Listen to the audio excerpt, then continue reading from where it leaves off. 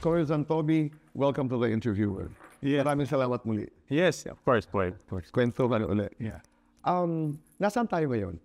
Sa kwento ng korupsyon. Hindi, nandun tayo sa stage na dapat may mga kaso na, di ba? In fact, may mga na-file ng kaso ang ombudsman, di ba? Meron nang na-file alam ko, sa mga DPWH. Alam ko rin si Saldico na-file na ng kaso, kaya may warrant of arrest na siya, di ba? Pero yun nga ang problema, hindi pa na-arrest to si Saldico. Yung mga ibang DPWH, hindi ko alam yung status. Kasi talagang, di ba, ang hinahanap ng tao dito yung sinasabing big fish eh. Hindi naman sila matutuwa na DPWH lang ang makukulong or contractor lang ang makukulong kasi iniisip ng tao, hindi naman magagawa yan ng mga yan kung walang mas mataas. Yun din ang dahilan na binigay ni Babe Singson, member of the Independent Commission for Infrastructure, na parang sinasabi niya, punching bag kami ng Malacanang. Ang hinahanap talaga namin ay, big fries. Wala naman masyadong kapangyarihan ang ICI. Yes.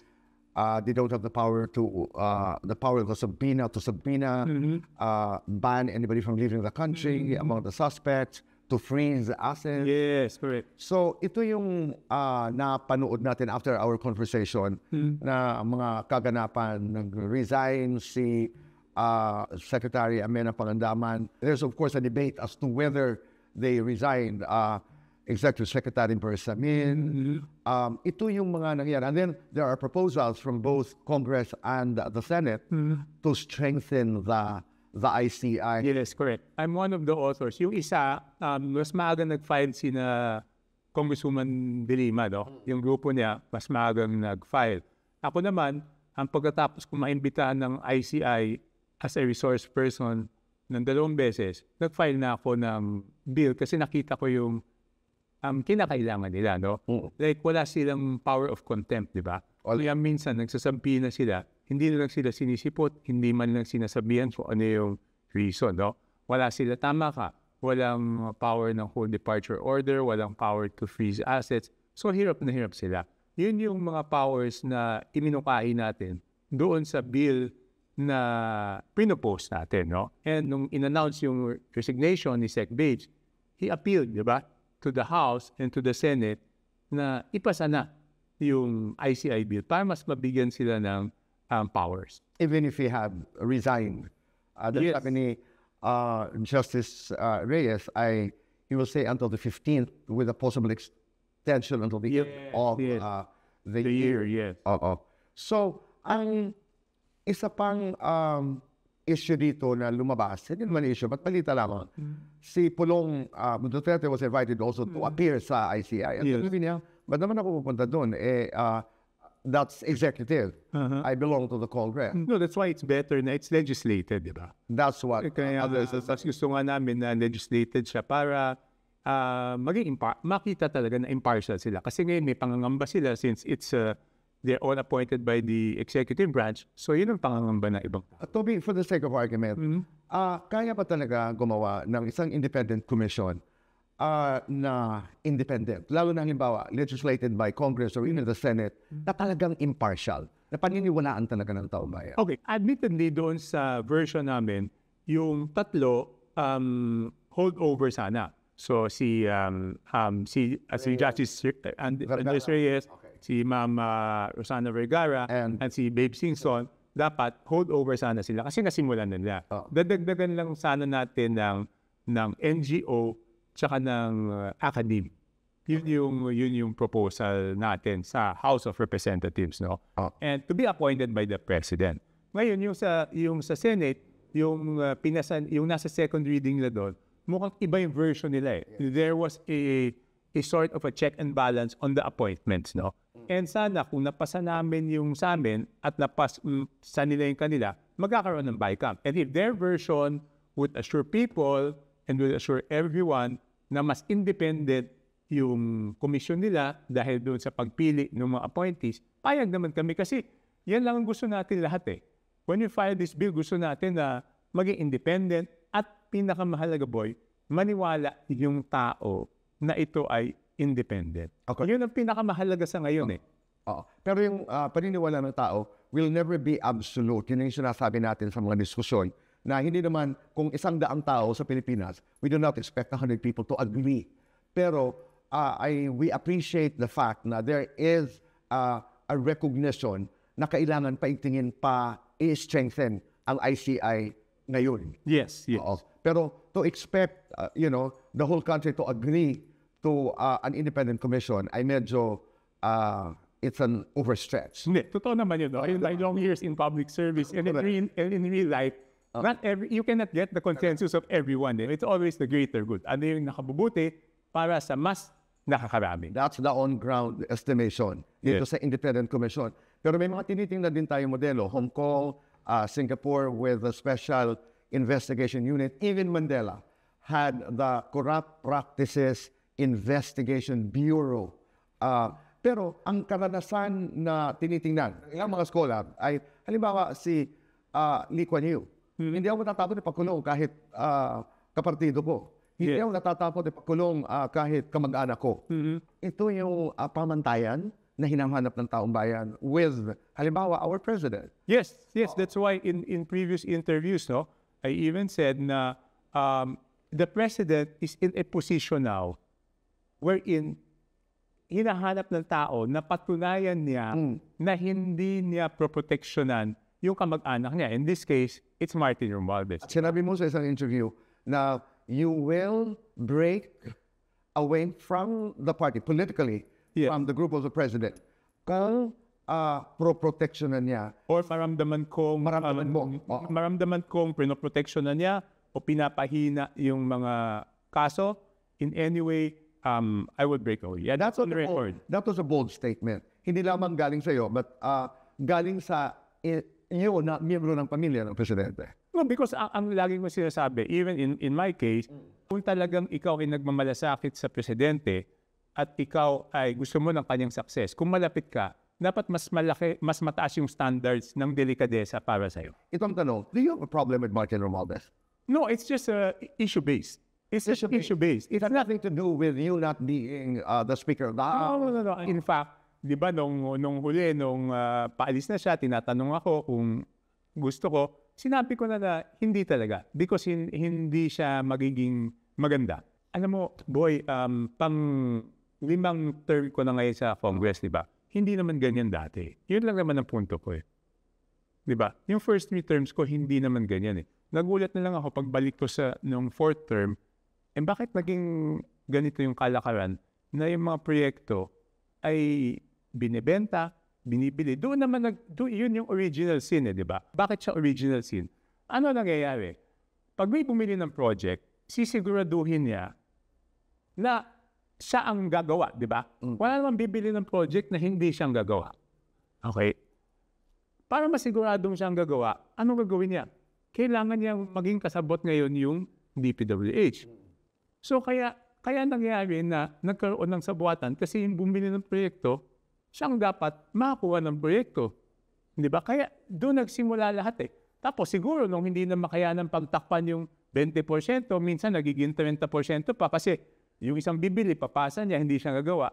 Doon na siguro sa tingin ko, doon na sinimulan gawing substandard. Nung nakalusot yung substandard, siguro doon ginawa yung Ghost Project, di ba? So yun yung pinaka-pangit sa lahat. Okay, 2026 budget. Anong mga pagbabago dahil dito sa corruption investigations na ito? Okay. At least doon sa House of Representatives, di ba, I was so noisy about the small committee. So dati kasi may small committee composed of 4 persons. Chairman of Committee on Appropriations, Vice Chairman. That time was Alnico. Yes. Okay. Senior Vice Chairman, Stella Kimbo, Dalipe, Majority Leader, and Minority Leader. And then Libanon. Yes. Okay. So silang 4. Ang nangyayari noon, aprubahan namin sa plenaryo ng lahat ng congressmen on second reading, aprobado ang budget, tapos bibigyan namin ng authority yung 4 na palitan. So isipin yung 4 mas powerful siya. Palitan Hindi kasi yung amendment ka na budget. Hindi kasi Kasi tama ka, yung pinagbotohan namin na budget on second reading, bibigyan namin sila authority to make amendments. So, di ba parang pinagbotohan ng buong plenaryo, 300 kami bumoto, pero binigyan namin ng kapangyarihan yung 4 na palitan kung ano man yung pinagbotohan namin based on proposed amendment by each member. Kasi lahat kami nag-propose ng amendment. That's always been the practice. It has always been the practice. That's why this is on the record. Yung iba sinasabi, question ko lang na yun. Noong 2012 for the 2013 HGAB, it was my first term in Congress at the time. I questioned it. Pwede lang tingnan sa archives, no? Yun. So tapos question ko doon, sabi hindi pwede. But later on, tinanggal na namin yung small committee. So this budget, wala na small committee. At boy, wala nang amendments after second reading. Which is the right thing to do. Okay. Ano na lang ang problema ko? Meron pa ako isang natitirang issue doon sa 2026 budget ko. Ang request ko noon, when I voted, sabi ko, it's a conditional yes, subject na dapat ilagay nila doon sa website ng House of Representatives yung budget per district and budget per party list at kung saan dinala ng mga party list yung mga budget nila. So I think yun yung pinakamahalaga, yun ang full transparency. Kasi kung transparent tayo sa procedure, tapos hindi tayo transparent dito, walang full transparency. Pero wala pa rin ito sa 2026 budget. Wala pa rin kasi no October ko pa yun sinabi. Kung hindi ko, nagtataka ako, ano bang meron dito na ayaw ilabas yung listahan? Dito sa small committee ng House, sila ang nagfa-finalize. Oo, kasi doon sa mga request ng mga members of Congress. yes, so makikita, so aprubahan natin ng second reading ngayon. Babalik kami, makikita namin iba-iba na. On what basis? Kasi binigyan sila ng authority na plenary. Pero on what basis sila na, okay, palitan natin ang Kitobe request? Wala yun, wala. Kasi nga, ang problema, di ba? Ito nakakapagtaka, boy. Ayoko, walang di ba? I raised it in early August. Nasaan yung record ng meeting? Hanggang ngayon, wala. So, ibig sabihin, wala. Walang maibigay eh. It's either meron na ayaw nila ipakita or wala. Either way, may tinatago, di ba? So, nakakapagtaka. Hanggang ngayon, wala pa. Hindi natin malamat sino nagpalit, pinalitan. Magugulat na lang kami. Ang problema nun, boy, third reading, wala nang amendments eh. Third reading, ang pwede nilang baguhin doon, maling spelling, comma, period. Wala na yun. So, pag nakuha namin ng third reading, iba nga, anong magagawa namin? Wala na, hindi na namin pwedeng palitan yun. And you're talking of how much ngayong 2026? 6.something trillion. Yes. Unprogrammed funds, Toby. May mga nagsasuggest na bakit tayo maglalagay ng unprogrammed funds? Ba't hindi na lang natin ilabas ito pag dumating ng pangangailangan? Yes, tama. Tama. Yan yung siya ka doon. Yeah, because that's how we do it sa local government eh. Ang tawag namin doon sa local government is supplemental budget. Diba? That's why I've been asking kasi kailangan muna magka-savings ka eh. So sa local government, pag nagka-savings ka, tsaka ka palang magkakaroon ng supplemental budget. That's all it is in national government. That's the whole concept. That's the concept of the unprogrammed. Yes. Because the unprogrammed, yun yung income na over and above the budget. No? Mas maganda yung ganun. Mas maganda yung ganun. Hindi yung nauuna, ito ang unprogrammed funds, meron ng paglalagyan, umpisa pa lang ng taon, paano mo malalaman kung anong na-save mo? Hindi ka pa naman, this is a layman's point of view. Yes, you're correct. You're correct. You're correct. Unprogrammed funds. You are correct. But ang sinabi kasi nila doon, kailangan yung mga unprogrammed funds because these are commitments. Okay. I want to go back to that narrative that you have, November of 2024, when you had that, you witnessed, the president na pinagsasabihan si Martin. Ang tanong, pwede bang gumalaw ang Speaker of the House na hindi alam ng presidente sa mga usaping budget na ganito? Yes, because in that, kasi, okay, ito yung hindi ko nasabi sa iba, no? Linabas ni Presidente yung cellphone niya, sinabi niya kung ano yung mga flagship projects na nawala doon sa budget. So sabi niya, Martin, ito yung mga tinanggal niyong proyekto eh. Alam ko mga dam yun eh. Basta alam ko malalaking proyekto, hindi ko lang matandaan kung ano yung mga pangalan, So, linabas yung cellphone, binasa ko ano yung mga proyekto. Ang sabi ni Martin doon, Mr. President, we will put it back in the BICAM. Doon sa pag-uusap na yun, sinabi ng Presidente, yung mga flagship. Yeah. Kasi ang nangyayari noon, hindi ito nanggaling sa Presidente, no? When I was trying to find out why he was so mad, I could be wrong. Pero ang balita ko is because nagsabi yung JICA, yung Japan International Cooperation Agency, na yung ating foreign counterpart ay nilalagay yung pambayad doon sa program. And I think I'm correct because yung mga binasang proyekto are foreign-assisted projects. Okay. So doon ang galing sa pila, doon sa JICA president. And you can check the dates eh. Kasi a week before that, nagpunta dito yung JICA president. Yung sinabi supposedly ng president, kasi umiikot yan eh, yung Martin, what are you gonna do with... Sinabi talaga yun. Sinabi talaga yun. In that same conversation. Yung pag-upo namin dalawa. So tinawag kami, I speak to both of you. So, ang sabi niya, Martin, how many houses do you want? Ilang bahay ba gusto mo? Ilang Ferrari ba gusto mo? Aeroplano, ilang helicopter? Gaano karami pang pera gusto nyo ni Saldi? Yun ang sinabi. Tapos tinatanggal nyo yung pondo ng mga flagship projects ko. For to your televiewers, no, I'm not defending anyone. I'm just stating what happened during that meeting. And the response of then Speaker Romualdez was? Hindi niya na sinagot yung iba. Ang sabi lang niya, ibabalik. Kasi nga doon sabi ng Presidente, wala akong napapagawa, 2 taon na ako dito, wala akong malaking proyekto, kasi yung Congress kuha ng pera doon sa mga proyekto. At sabi niya, yun. Pero yung mabigat na posisyon, anong gagawin niyo sa mga bahay? Anong gagawin niyo sa mga plano? Ano ang sagot ng speaker? Hindi niya sinagot yun eh. Okay. Ang sinagot lang niya is, we assure you, Mr. President, that we will return whatever is needed. Naniniwala ka na pag hindi naidemanda, hindi na ipakulong si Martin Romualdez, si Zaldico, naniniwala ka na mag-aaklas at magagalit ang taong bayan? Yes. Yes.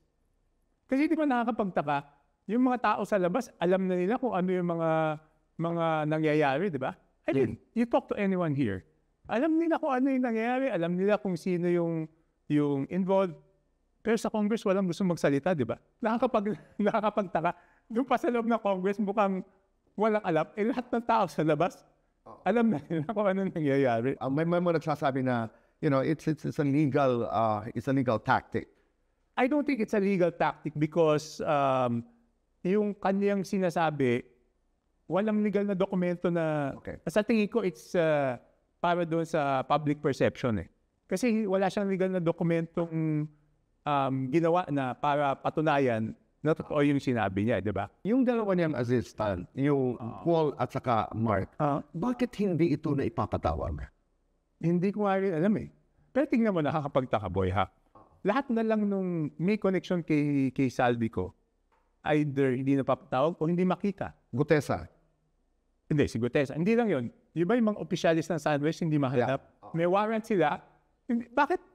Bakit yung mga konektado kay Saldi, lahat hindi mahanap o hindi makita? Sa totoo lang, bakit? Toby, kaya? Siyempre, ayaw nila. Siguro, talaga sinasabihan sila, magtago sila. Kasi, paano kung yung mga, kunyari yung dalawa, sinabihan, ilutusan lang kami ni Saldi. Tingnan mo yung mga conflicting statements niya. Nung unang sulat niya kay Speaker Bogie D, willing siyang humarap. Nung matatapos na yung deadline, 1 day before, ang ginawa niya, nag-resign siya. Okay? Dito, wala siyang hinarapan na kahit anong venue. ICI, hindi siya humaharap. Doon sa Senate, di rin siya humaharap. So wala siyang, ayaw ng accountability. Okay. I want to go to Aguado. Oo, dahil doon sa naratibo, was it Zaldi? Gutesa, when he testified, right. Una nag-testify si Gutesa, ang sabi niya, 3 yung pinagdideliveran niya ng pera. Tara Road Forbes, McKinley Road Forbes, tsaka Malacanang Aguado. Okay. Yung Aguado is right in front of Malacanang Gate 4. Hindi po siya sa loob ng Malacanang. Hindi siya sa loob ng Malacanang. Labas siya ng gate ng Malacanang. Kaya lang, harap na harap siya ng Gate 4. So, ang may-ari ng bahay na yon si Martin Romualdez din. Hindi yun kay Presidente. So, hindi yun Malacanang. Hindi siya parte ng Malacanang. Tapat na tapat lang siya. Talagang pag lumabas ka ng Gate 4, ayun. So, naroon pa rin ang iyong paniniwala na hindi kay Presidente binigay o dinala kung anumang perang yun. No, yan ang sabi ni Gutesa, di ba? Oo. So, kung i-deliver sa Aguado, basically what you're trying to say is hindi kay Presidente yun. Hindi. Kay former Speaker Martin Romualdez. Yes. Ito. Oo. Ang pinag-uusapan ngayon ay ang desisyon ng Korte Suprema, ang pag-utos na ibalik ang 60 billion. Yes. Oo, na kinuha mula sa PhilHealth. Your take? I fully agree. Tama yun. Oo. Kasi ang pinagdidebatehan ngayon ay yung 60 billion ay parang ang sinasabi ng ibang mga kongresista at mga opisyalis ng gobyerno ay ipasok na natin sa 2026 budget. Hindi kailangan ipasok eh. Alam mo bakit, boy? As of July 29, di ba ang ginawa ni Presidente, lahat ng insertions na yan, pinahold, di ba?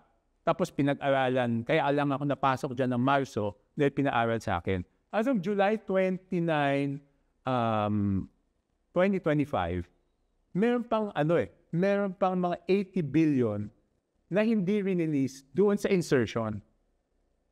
So, kailangan lang yan na gumawa ng legislative act ang Congress.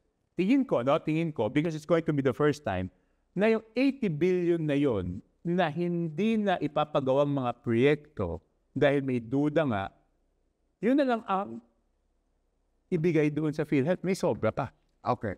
Ang contention, and I was reading the position of, sana tama ko ang aking pagkagawa, ni Cardinal Ambo David. Ang sinasabi niya ay, ang 60 billion, hindi naman pwede. Dapat may managot. Saan napunta ito? Dahil napunta ito sa mga flood control projects at iba pang mga proyekto. Ba't nyo ipapasok ngayon sa 2026 budget? Hanapin muna natin.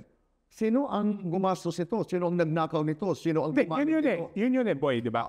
Okay. Balikan natin yung 2025. Okay. Tinanggalan ng 60 billion yung PhilHealth. Tama? Tama. May natira na 29.9 billion. Yes. Yung 60 billion na yun, napunta talaga sa infra. Di ba kasi para makapaglagay ka ng budget sa DPWH, tatanggalin mo sa ibang ahensya. Kasi di ba ang budget, hindi mo pwedeng palakihin. Okay. Kung ano yung sinabit na executive, kung 6.3 trillion yan or whatever, hindi mo pwede sabihin, ay gawin 6.5. Ngayon, meron pang, noong July 29, meron pang 80 billion. Okay. So, yun na lang ang ibalik doon sa PhilHealth. Yun ay yung kung paano maibabalik yung 60 billion. Yes. Palagay ko pinag-uusapan nila. Kasi kung ito'y inilipat, una yung paglilipat muna, bakit mo naman kukunin sa PhilHealth? Sa dami ng pangangailangan ng PhilHealth. I know there was a discussion about my excess. Yes, may excess.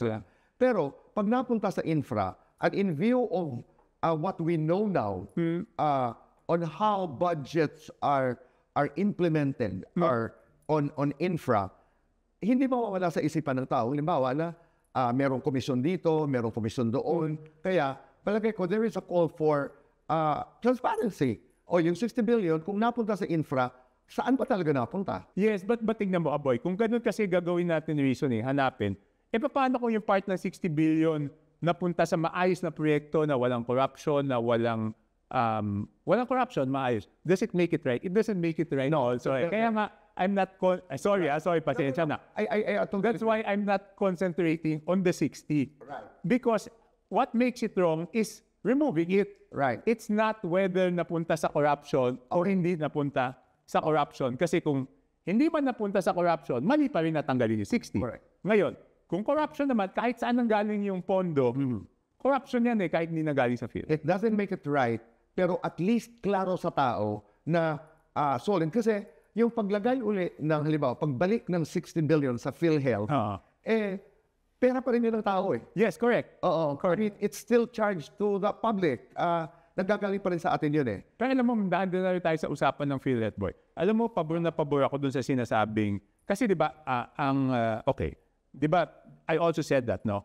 Ang takot ng mga congressman is yung MAIP, yung guarantee letter. Oo. Di ba? Na some people say, pinupolitika namin. Di ba? Ako mas pabor sa akin kung yung mga tao lalabas ng ospital, wala nang bill. Hindi na pupunta sa amin yun eh. Kaya lang naman pupunta sa amin kasi may natitira silang bill eh. Kung i-implement ng todo-todo yung Universal Health Act na wala nang billing yung tao, yun ang pinaka-okay. Toby, magpapasko. Oo, marami tayong naririnig ng mga sana may big fish na mahuli, makulong, kung ano man. Oo. May mangyayari. I mean, your political forecast. No, I'm waiting because ang pangako na nun, December 15, may date yun eh. Kaya ba ng 500 piso ang Noche Buena? Mahirap. I mean, mahirap. Buo ba ay yung paniniwala na si Presidente Marcos ay walang kinalaman dito sa korupsyon? Specifically, no? Itong DPWH, flood control, buo ba ang yung paniniwala na walang kinalaman dito si President Marcos? Yes, based on yung usapan na yon, okay, buti you raised that question. Ang sabi niya pala kay Martin noon, sa harap ko, alam mo Martin, na wala akong natatanggap dyan. Buti tinanong mo yung question na yan. Sinabi niya sa harap ko. Ang isip-isip ko nga, papagalitan mo pala ito, ba't di na kayong dalawang magpinsan nag-usap? Ba't pa ako nasama dyan?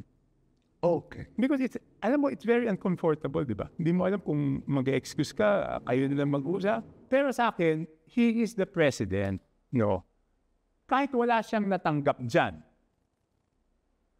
pero hindi, he spares someone, o linibre niya ang isang tao, o full accountability, o linibre niya doon sa pananagutan ng isang tao, hindi ko matatanggap yun bilang, kasi pinanumpaan niya yung bagay na yun eh, na he will hold everyone accountable. So it's not enough na wala ka, hindi pa pwede yung, ay wala akong natanggap dyan, tapos na. Hindi yun eh, hindi doon nagtatapos yun eh. Bilang presidente, kahit wala kang natanggap, kailangan lahat ng dapat panagutin, panagutin mo, dahil na pagnakawan ang taong bayan. Okay. Lumabas yung recommendations kung sinong dapat kasuhan. Wala doon yung pangalan ni Speaker Romualdez. That was from Ombudsman, yes. No, but it was clearer to me when I heard yung one-on-one niya with Karen Davila. It became clear to me. Ang sabi niya, at the very minimum, it's gross, inexcusable negligence dahil nangyari ito. At the very minimum. So now it's clear. Hindi niya inaabsuelto si Martin Romualdez. Sinasabi lang niya, sa ngayon, ito ang pinakamahinang kaso na maikakaso. And in that interview, he clarified na nag-iimbestiga pa sila. Pero at the very minimum, he will be charged with gross, inexcusable negligence. This is Ombudsman Remulla making the pronouncement. Yes. Merong perception, this is a perception, na may lambot, no? Pagdating kay Martin Romualdez. Halimbawa, coming from the president, is it out of love because his family, or is it because of fear? No, I mean, okay. Again, people will accuse me again of protecting the president or defending him. I'm not protecting him, no. I'm just saying these are facts, di ba? Tingnan mo siya, pag sinabi niyang galit na galit ako, hindi yung parang tayo na, di ba nakita mo yung interview niya na galit na galit siya, pero yung expression niya parang hindi, I understand. Hindi galit na galit. Iba yung ano niya, iba yung expression. Iba yung expression niya ng galit eh. That's why, alam mo boy, kaya nagulat ako nung nagalit siya noon. Because I've been married for 31 years. So which means to say, I've known him over 31 years. Right. It's the first time I've seen him mad. First, ang pagkakilala ko doon, hindi nagagalit nga eh. Kaya nga nung pag-uwi ko, sinabi ko dun sa wife ko kay Michelle, alam mo, first time ko grabe pala magalit yun. Sabi niya, nagagalit ba? Hindi man nagagalit yun. Pero napakahirap din ang posisyon mo. Kasi siyempre, alam namin na the President, Michelle is the first cousin of Martin. And maraming nagtatanong, paano ba? No, I used to be very close to Martin. We used to be very close. Which is not the case anymore, I suppose. Yeah, but I have to do what I have to do eh. Alam mo boy, sumombre, di ba? Sumombre. I mean, bakit naman tayo napunta sa sitwasyon na ganito? Oo. Di ba? May pakiramdam ka ba na kung ano man ang mangyari sa presidency ni President Bongbong Marcos, I mean, the worst scenario of, people are calling for resignation, he is ousted, well, whatever happens, malaki ang kinalaman ni Martin Romualdez. No, because, di ba, ang reason naman na bumababa yung ratings niya is because of Martin Romualdez, di ba? Okay, isang reason. Pero ako naman, whatever, hindi natin kontrolado kung ano yung mangyayari. Ang akin lang is kung ano man yung mangyayari, dapat nakapaloob yan doon sa konstitusyon. Kung ano man ang mangyayari. Kung ano man yung At kung tayo'y napaloob sa konstitusyon, and kung ano man ang mangyayari halimbawa sa presidente, the natural successor is Sara Duterte. Yes. And you're okay with that? It's not whether you like Sara or you don't like Sara. Because that's what the Constitution says. Wala tayong magagawa doon. That has to be followed. Yes, that has to be followed. Di ba? Wala tayong magagawa doon. Wala tayong choice doon. Oo. Toby, what's next? Ngayon, habang tayo nag-uusap. For the country, for you, what? Hindi, ako lang, boy. Naintindihan ko na may legal na proseso. Right. Na yung legal na proseso, medyo matagal. Pero, hindi kaya ng ating bansa na ito ay tumagal ng tumagal. Yun yung akin eh. Kasi habang ito'y tumatagal, hindi mabuti para sa ating bansa. At eventually, ang mahirapan, yung mahirap nating kababayan. So, naintindihan ko may legal na proseso, pero dapat din balansehin doon sa kailangan medyo mabilis to. Hindi kakayanin ng ating bansa na ganito for a long time. And a long time is 2-3 years. No. A long time is a few months. Okay. Kailangan masolusyonan ito, and the balance of coming up with a solution that is both illegal, and something acceptable doon sa taong bayan eh. Hindi ba? Uling katanungan, sabi nga natin, dapat balance ito kung ano ang legal at kung ano ang acceptable sa taong bayan. Yes. In the next few months, naniniwala ka ba na may big fish na makukulong? I understand the frustration of people, no? And for those people in government, I think we have to understand na hindi tatanggapin ng taong bayan na ang komento nila, yung DPWH, maliit na isda lang yan eh. Yung contractor, maliit lang yan. Naghahanap talaga sila ng malaking isda para mapakita na walang whitewash dito. No, not because kailangan ng malaking isda. Because may pinanggalingan talaga ng malalaking isda. Yes, because yun naman yung hindi magagawa ito noong ngayon kung walang malaking isda. Toby, maraming salamat. Yes, thank you, boy. And Merry Christmas. Yes, sir.